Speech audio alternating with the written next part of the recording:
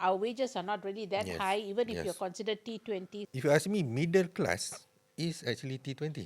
Even a middle class pun sekarang kena earn like 2-3 jobs just to get by. Policy can be, let's say for example, very good policy, whatever. But if you don't get buy-in from the people, forget about it.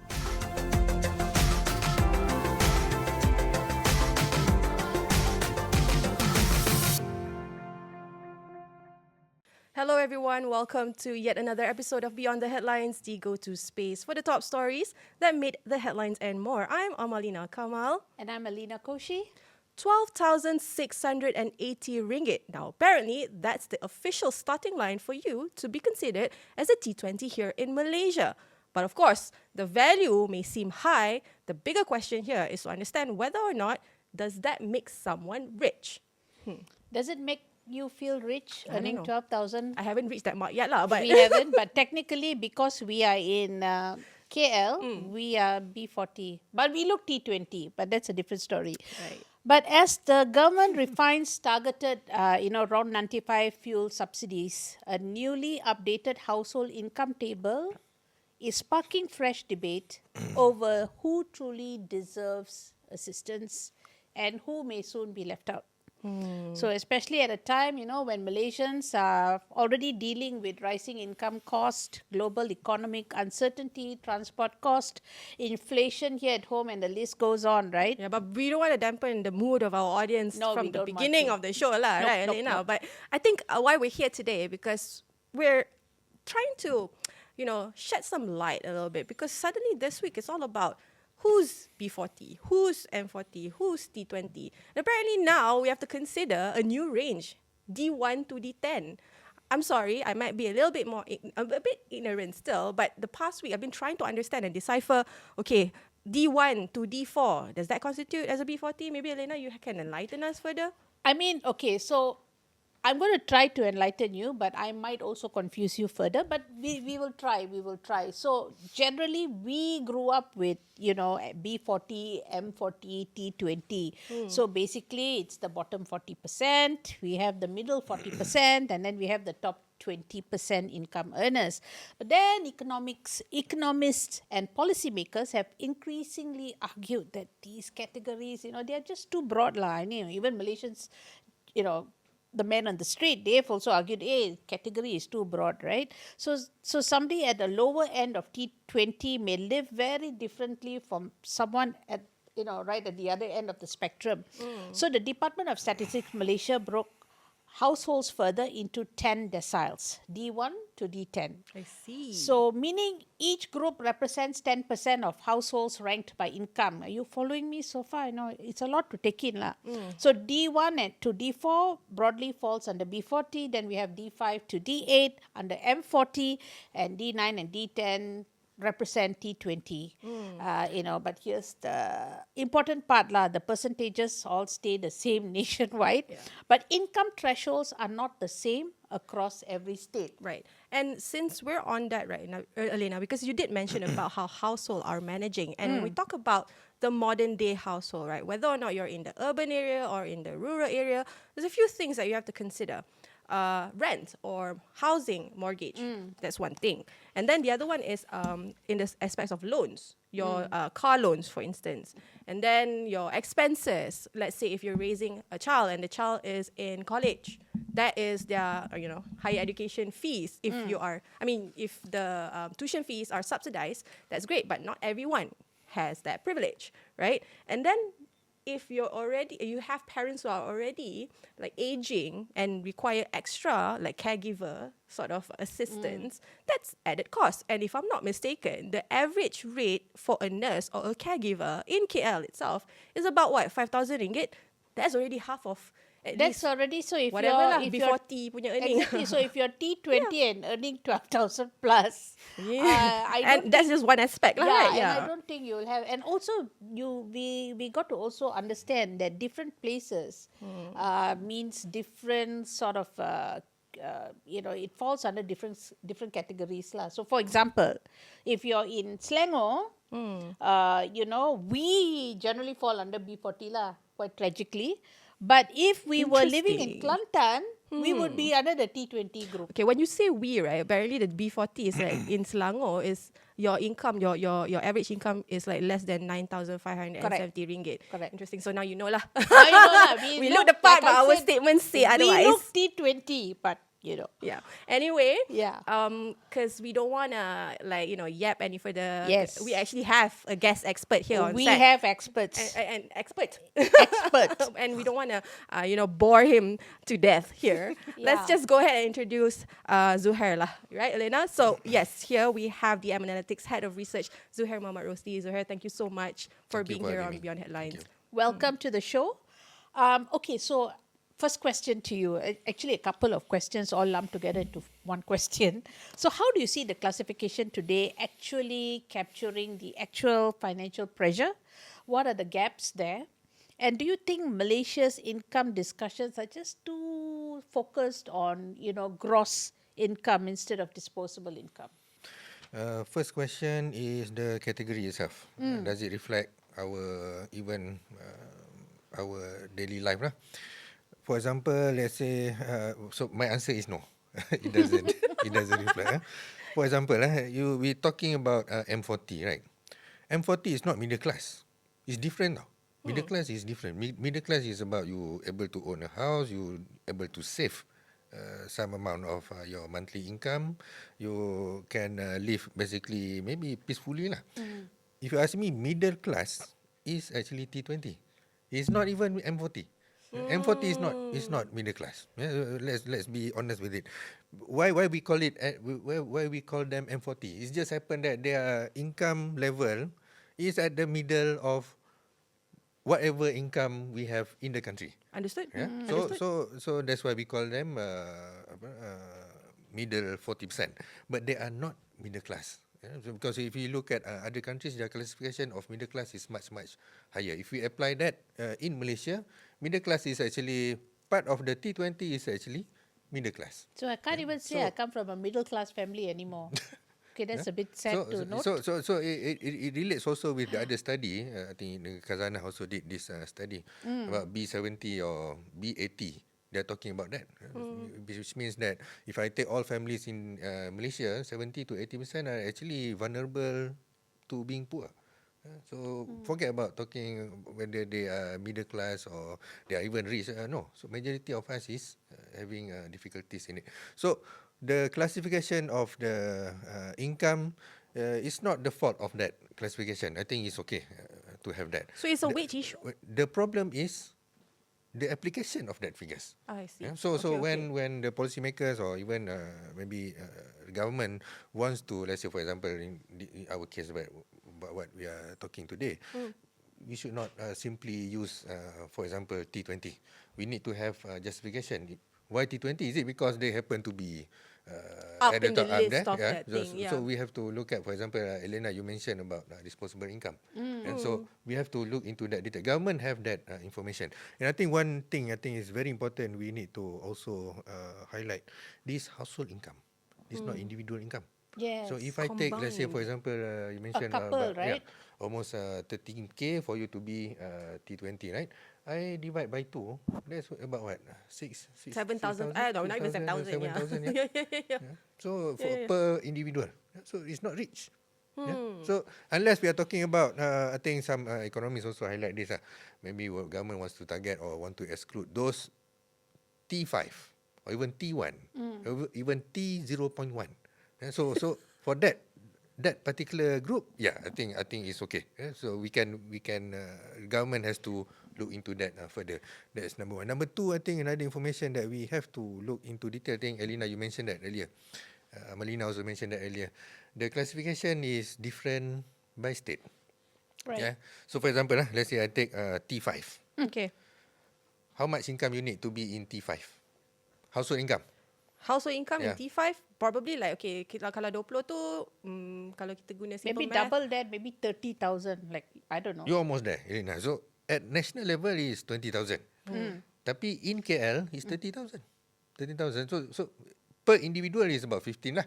If you divide that by 2 kan. So it's much higher income you're talking about. And so the category itself, we have to look at it carefully even before we announce, let's say for example, we're going to take out T20 from the Understood. From the assistance. subsidy Yeah. rationalization here, kan? But Zohair, I do understand. Is it in reality, right? Is it still hard for us to actually draw a fair line here? Because you've mapped out everything in terms of like the application of the income brackets itself is so much so lari dengan our perception of what constitute as middle class, upper middle class, well off in that sense. Yeah. So do we need to restructure? Because earlier I did mention, is it a wage problem then? Macam how progressive is our salary scale at the moment? Because our floor rate right now is I mean- 1,000. I mean, in our Labor Day episode, we actually highlighted that. I mean, great that it's raised to 1,700, but like 1,700 in KL. No, I Very mean good the point. fact, Very good point. Yeah. the Very fact good. that you're laughing when we said that already answers the I mean, question. yeah. Very good point. I like that point actually because these are the issue. That's why we are talking about this right now. You know, our rich, our so-called, sorry, I'm not going to use the word rich. Lah. Our so-called top, the 20% richer ni, is not that rich. Yeah?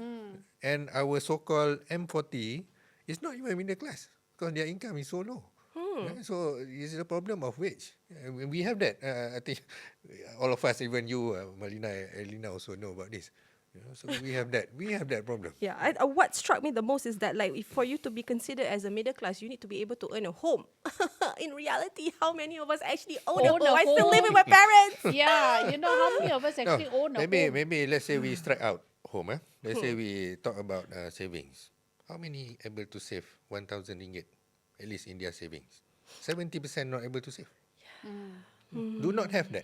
Do not have that 1,000 ringgit for their emergency saving. No. I mean, if I lived in Kelantan, where I would be categorized as a slightly higher income bracket, then I might be able to save lah. But that But it depends depends on where I live. Well, it depends. It depends one, and I think I mean if you are in Kelantan, if you are lucky enough, you get to get a job that high-paid high. job. Yeah, yes, sebenarnya right, the yeah. opportunity question dia pula adalah job opportunities. Yes, Yeah, that's confusing. true. That's true. Yeah. So, anyway, I just want to understand, like, in terms of, because we're throwing out all these labels, right? Do you think it's emotionally charged? I mean, from a realist perspective, lah. I'm sorry. What do you mean emotionally charged? Meaning to say, like, we just want to exclude the basically the rich lah from having a cut in the subsidies, because I might be a little bit this is a bit unpopular lah, a little bit, because I think generally, regardless how much you earn, I think as Malaysians you should be able to reap the benefits of whatever subsidies the government offers, right? But if we completely push these individuals out, what does that say? Does that say that because we're trying to fix a problem, and the only problem that I can think of right now is our national debt, which is at the last time it was reported is what 13 trillion. Where are we at? Are we really at a dire state that we need to exclude this, having to rationalize subsidies altogether? Okay, I think first is good question also, because we can get back to basic, because subsidy should not be given in blanket. So it has to be targeted. Okay. And I think I'm happy for today's discussion, and even for the past few weeks, people already discussed about this. Finally, we able to make fuel subsidy really targeted, because currently it's not targeted. We give to everybody. If you look at study by Bank Negara 10 years ago, 11 years ago actually, they already showed that the higher income group actually enjoy more of the subsidy. So the question is, like what we discussed today, we need to discuss who should we exclude lah? How how rich we are talking about. And I think T20 we should not equate T20 with the rich. Probably the rich, if you ask me, T5 and above. T5 and above, Yeah, right? even T0.5. Yeah.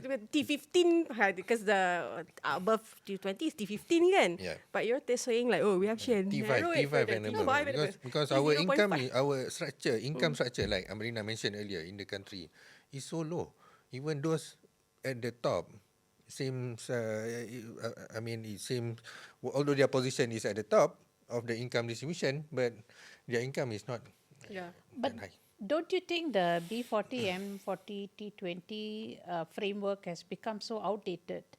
And, a more, because when you say targeted subsidies, right, based on the current framework that we have, it's not going to look very fair, so to speak, because Yeah. like we are saying, cost of living, our wages are not really that Yes. high, even if you're Yes. considered T20. So those kind of things Yeah, I also think have to. I mean, outdated. Maybe for the application like what we discussed today, we need to change that lah. And I think that is why maybe also Department of Statistics they actually publish T1 income by state, right? So in a way it can help us. And also like I mentioned earlier, this is household. This Combined combined income, income yeah. of 2%.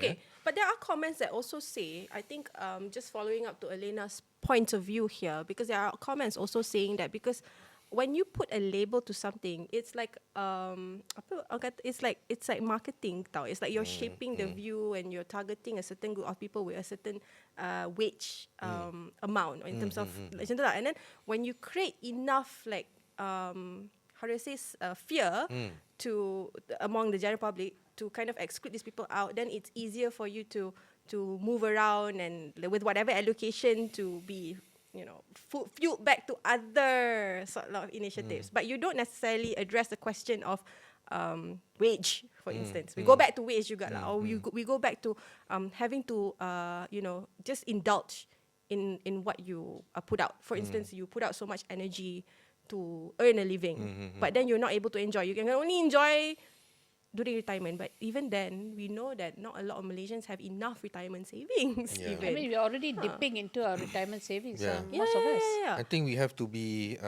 careful here because the way I see it, it makes me worry, Amarina. Number one is among us, pekerja, workers, we fight each other. We hate each other. We say that, look, you are rich, I don't want you. Yeah, that's the thing. And That's then the the rich thing. said, Yeah. look, you are poor, you are lazy, you just waiting for my tax income, and then I just give government will take my tax money and pay assistance for you.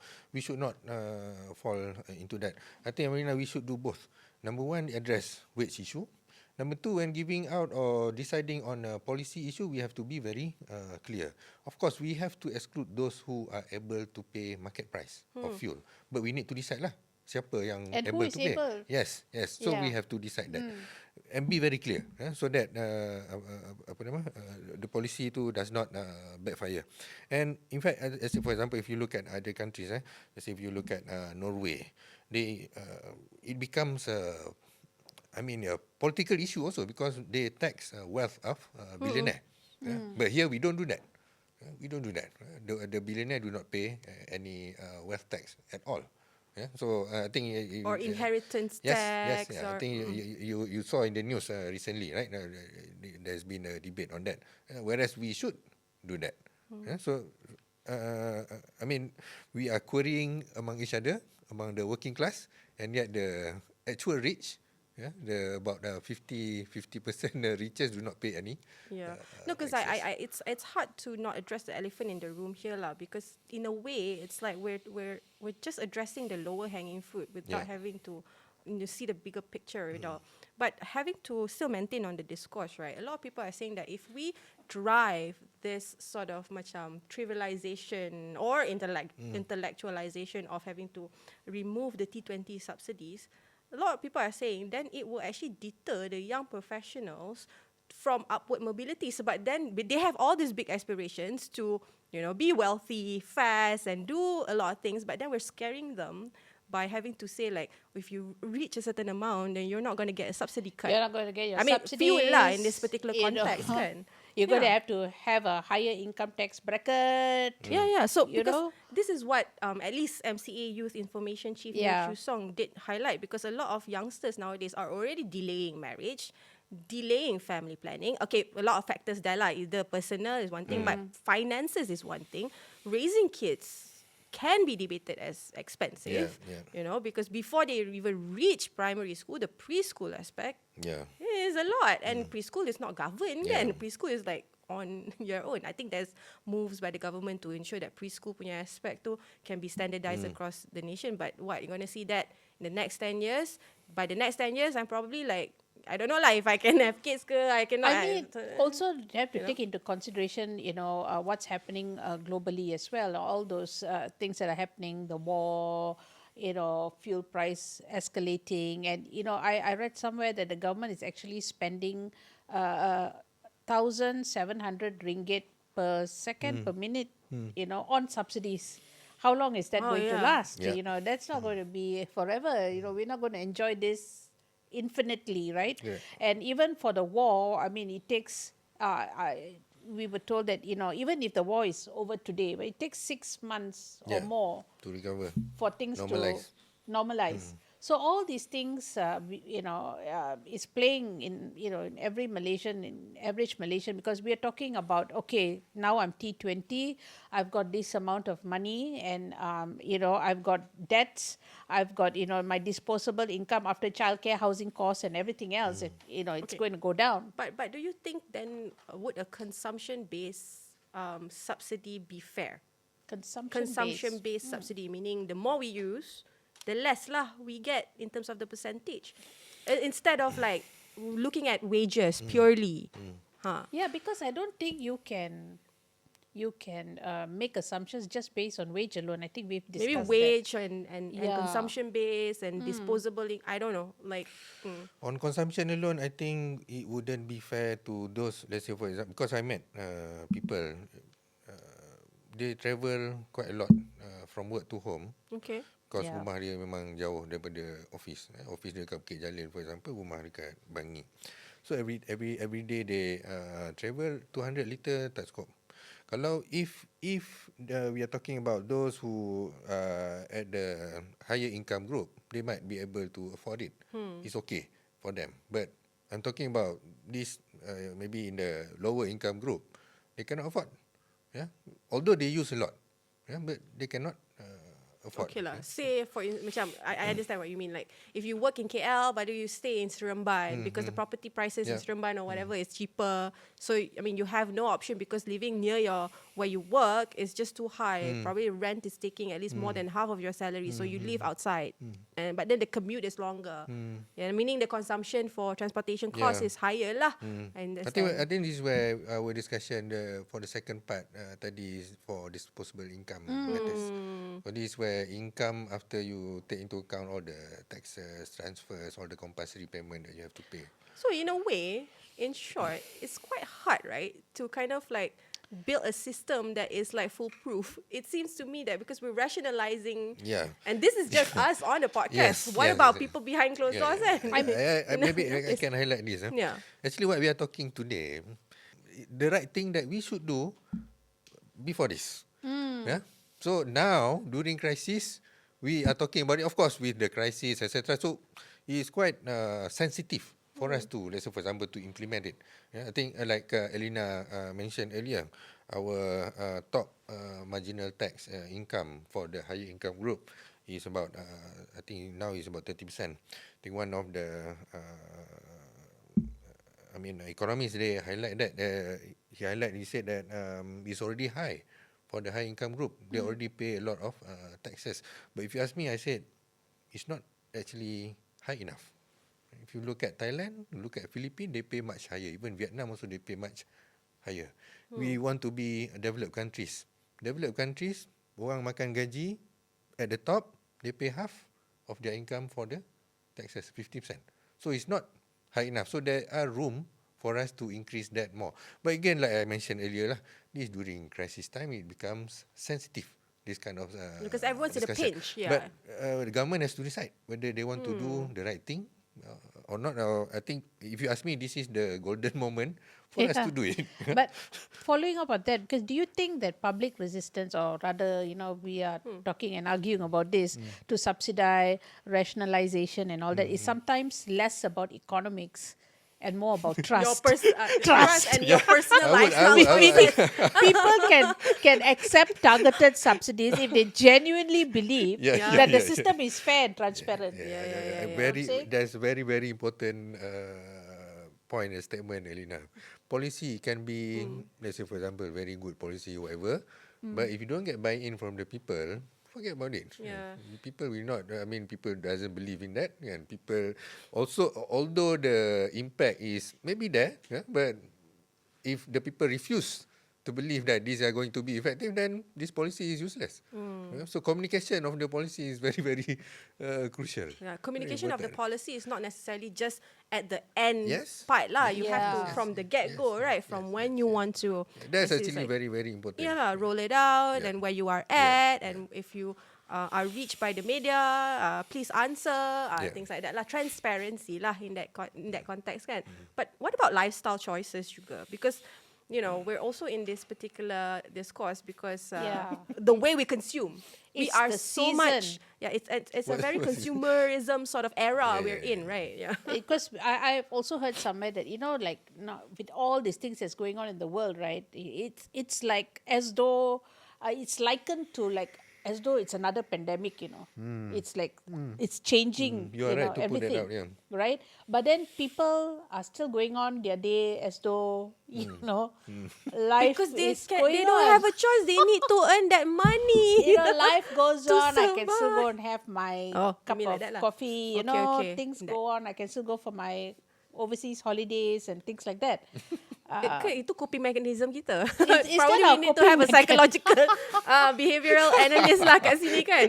Because we, how like the world's burning, Yeah. but we're like Yeah. we're trying to maintain certain routines so that Exactly. we don't feel so. Two Primal. things here. I think behavioral change. I think Yeah. government also been talking about this, and I like this question from you and answer. Amalina actually answered that. How do you expect people to change their behavior? For example, let's say they commute less, they consume less petrol. A bulk of it they use it for they go to work. Yeah? So if they don't go to work, they don't have money. If they don't have money, they have no money to buy food. They cannot eat. Yeah. So as simple as that. Yeah. So if we expect people to have some behavioral changes, we need to give people alternative. The rule and the space for it. Yeah. lah. So or for them to take that so-called changes in Exactly like you were saying behavior, that people consume fuel because they need to go to work. Yeah. Of course, a lot of times the bulk of our income goes towards Yeah, this. But we also, in order to encourage people to rethink their fuel consumption, there should be an alternative, Yeah. right? But the alternatives are It's not not there, it's not there. really set in place. Like Yeah. for example, Reachable. public Yeah. transportation is still not really at Can the attest to that. Yeah. kan? So It took me longer, double time if I want to go to office with my car compared to full public transport. absolutely, because I also understand that because when I live in Klang and I take the commuter straight here to Abdullah Hukum, it's a slow and a very long, and the timings are not very they are not They're not regular. dependable lah senang cerita. Yeah. So again, all these things matter, especially to somebody who you want to encourage Malaysians. Look, rethink your spending, rethink your fuel consumption and all that, but give us good alternatives. But apparently Preach it, sister. Yeah, I just want to highlight because apparently in Malaysia, yes, the middle income squeeze is definitely real, right?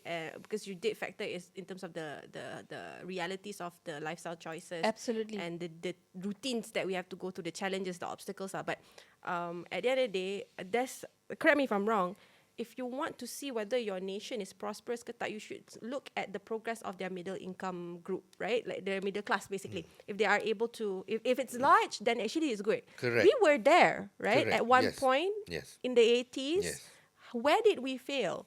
Now that it's like squeezed, mind you, but we're not so bad with our neighboring, Yeah. countries lah. But still, the drastic decrease too, because we had a large middle income or middle class group. Kind of snuck up on us. Yeah. Who's middle class?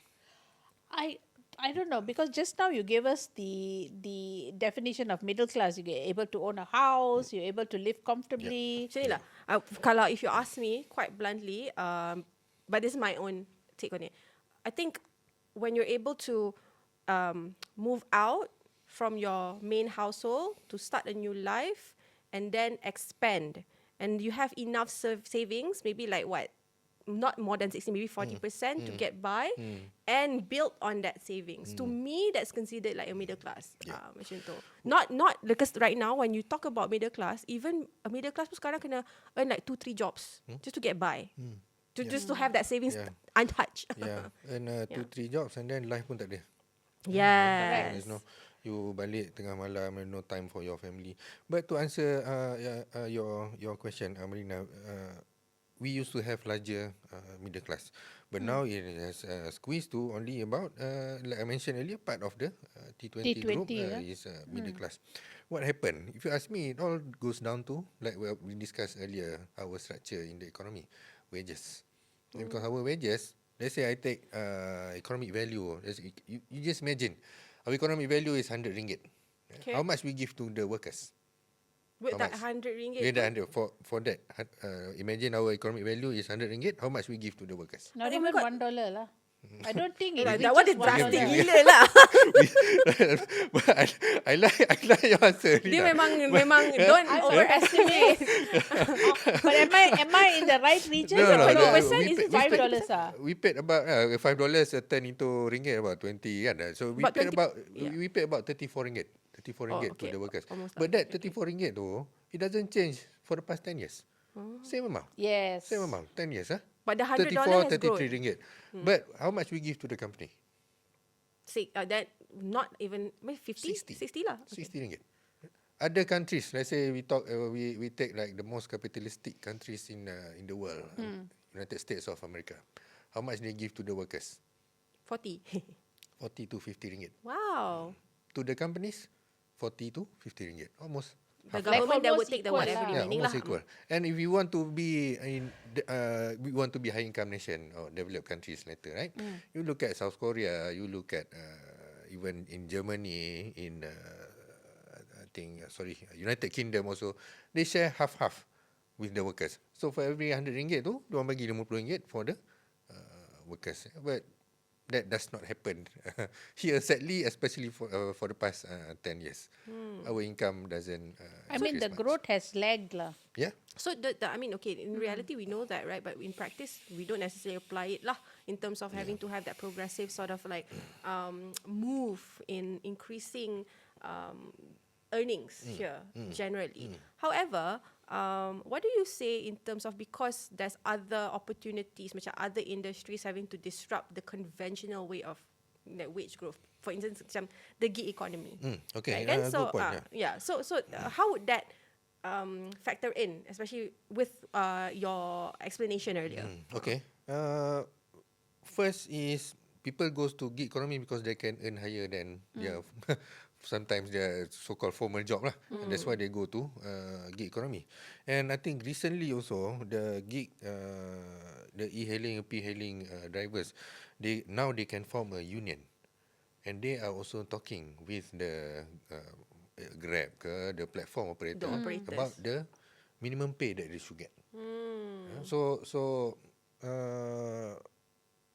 workers need more lah, basically. So even in the gig job also, they are asking for much more fairer compensation compared to what they can earn. Yeah, because the reality at the end of the day is irrespective whichever industry you fall in, public, private, gig, I mean the freelance ke apa, the reality is the same. Yeah. Right? Your milk is going to cost you the same. Yeah. Okay, tak payah milk lah, your beras, your telur is going to still cost you the same. No, but I think that is why when we talk about these income brackets and fuel subsidies, we can't help but talk about wage. Correct, We can't yes. help talk about listen, realistically, Yeah. can wages rise meaningfully without businesses eventually passing those costs back to consumers? Because that's a lot of argument, Right? yeah. Because So- you not rich, increase wage, increasing, then the businesses have to absorb the cost. So, Yeah. what's your say? Okay. That is true actually. If you increase minimum wage, for example, the cost also will increase. But I think the problem that we always missed out, not even discuss among us as a rakyat biasa, marahan, even among the politician, they also miss that point. Actually, let's say for example, if I increase wage by 10 ringgit, will my price of item increase by 10 ringgit? No. No, it will not. It will increase much lesser than that. Right? If you look at the trend of minimum wage increase recently from 2002 to 2007, right? The price of the item that we buy on daily basis does not increase by that much. Let's say minimum wage naik RM500, harga barang doesn't increase by RM500. No, it increased by much lesser than that. So if the price of goods increase by lesser than that, that means the family can bring surplus or the additional amount back to the house. So the net benefit is for the family. The household lah. Yeah. Tapi where did that perception also come from kan? Actually, Yeah. that's the bigger thing that we have to question ourselves juga. Because also like, yalah harga barang naik, a lot of things would naik juga in respective. Tapi kalau harga gaji naik, kalau gaji naik, doesn't necessarily mean the cost of item naik. Probably you just have more room to then also stir the domestic sort of economic sort of activities in a way. But is the question here then about sustainability? Because we talked about wage satu benda, and then we talked about in terms of initially it's the income brackets, whether or not they are outdated, and then the application of those income brackets matching tak wage, or are our wages actually matching those range? And then second, lifestyle choices and the reality of the challenges that we face, especially in having to push for better, how do you say, livability lah. Here, that's the whole disposable aspect lah. Now we want to talk about dari segi are we too dependent on external macam costings or like production services, that's why kita harga semua macam we taking everything in dollars and cents. For instance, kalau kat Kelantan, kenapa it's easier for you to get by with a 7,000 ringgit than compared to KL? Because in Kelantan, is it because they're more self-sustained? They have a lot more land. They do things domestically. Why so? The economic aspect of it all. But then we also mentioned that in Kelantan, you can't get a job for 7,000 anyway. Yeah, but then if you have 7,000, If 7,000, I'll just go there. But no, actually, to be fair, I think you need to rephrase that. It's not that you cannot get 7,000 job. I say you can earn that, but it's not a lot as in KL. Because in Kelantan, there's a lot of businesses. There's a lot of businesses from Kelantan in KL. So macam mana tu? You get what I mean tak? Sebab kalau dia tak boleh earn 7,000, kenapa dalam ada, why is it still in the range that we see being broken down? It's just that not a lot of people lah sharing that pie. That pie. Okay, Sorry for confusing everybody, right? But Yeah. this is actually a very deep This is conversation. us, Having to understand picking apart this. I do not have the answer of why, for example, price of food in Kelantan is cheaper. But if we look at the data, yes, it's cheaper lah. But again, if you live in Kelantan, but maybe for example, Elena, she has a brilliant skill already, so she can get high income jobs in Kelantan, so it's okay lah. But for average people in Kelantan is also difficult. That is why poverty rate in Kelantan is High. one of the highest after Sabah. Yeah, so although the price is cheaper there, but if we actually live there and earn income there as an average people, it will be also difficult. There's a lot. It's cheaper for relatively to us. Yalah. Right. Yeah, but for them it's not so.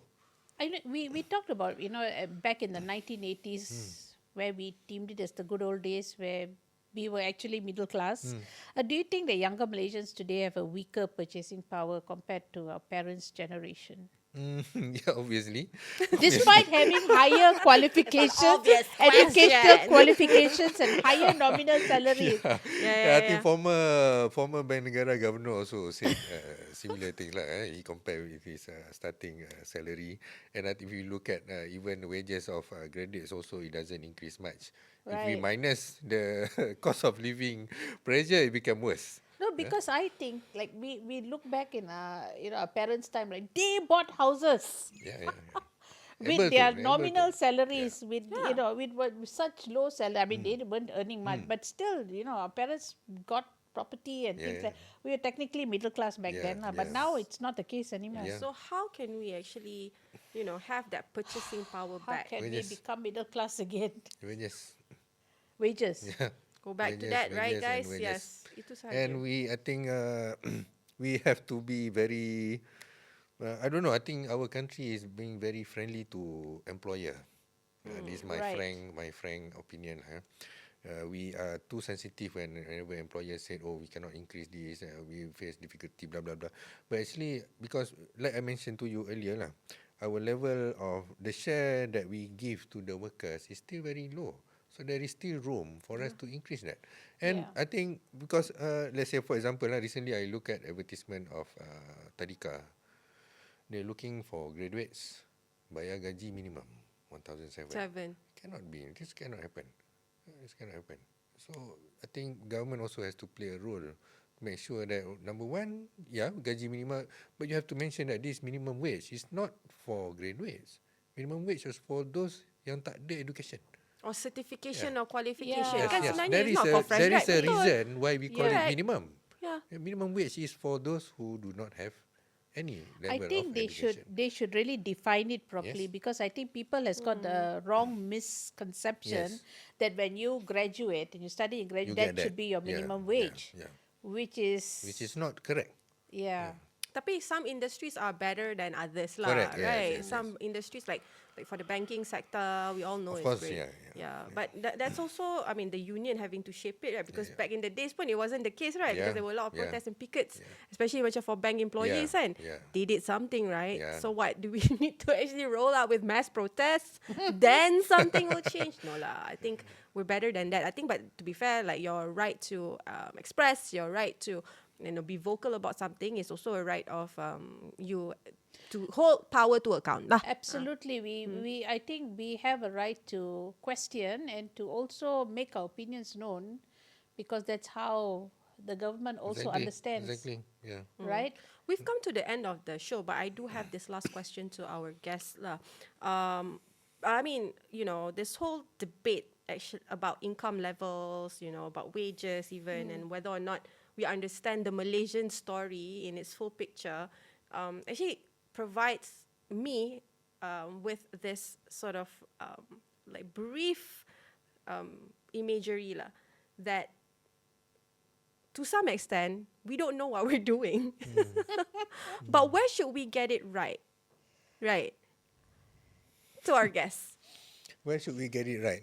You mean Because us we or talked the about the government? problems when it comes to messaging. Yeah, yeah. We talked about the problems when it comes to trust.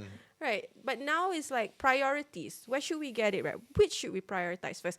I know wages is one thing lah, but what should be prioritized first? What we are doing currently, I mean, some of the things that government are doing is already okay lah. If you ask me, let's say for example, they don't float the price of the petrol.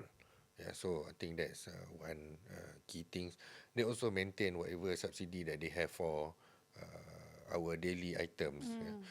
And number 3, I think, which is more important, they are seriously considering to turn kita punya diesel subsidy tu to make it like our Budi 95. Yeah, that's Yeah. right. Yes, today paper. Yeah. ada, So I yes, think they that's considering. the right thing to do lah.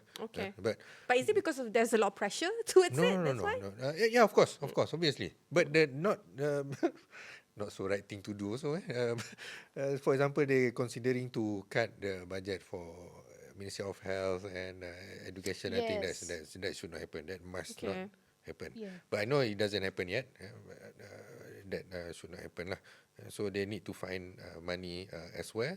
One of the thing that they are considering is that also, I think you also saw in the news lah, to exclude some groups who able to pay. Oh, And that is why we are discussing These that. targeted subsidies today lah. yeah.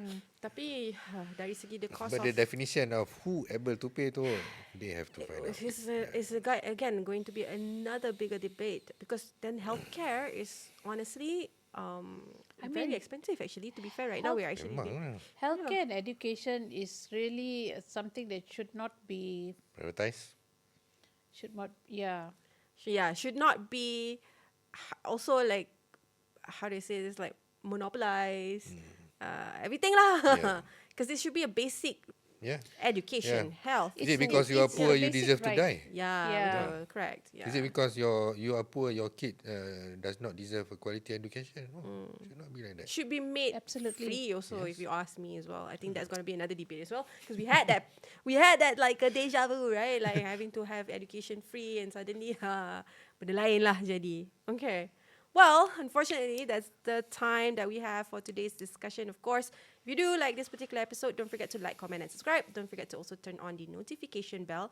If you haven't already, you'll not only get NSC Beyond the Headlines update, other NSC Online's news reports will be delivered to you. Of course, today's discussion can be revisited time and time again. And also, obviously, there will be more developments. So do tune in to NSC Online. I'd like to thank our guest, Zohair Muhammad Rosli, you. TM Analytics Head of Research. Thank you so much for your insights. We do Thank you. appreciate it. Thank you. And Elena, thank you so much for being here. Absolutely wonderful to be here. I'm Mama Lina Kamal, and we'll see you next week.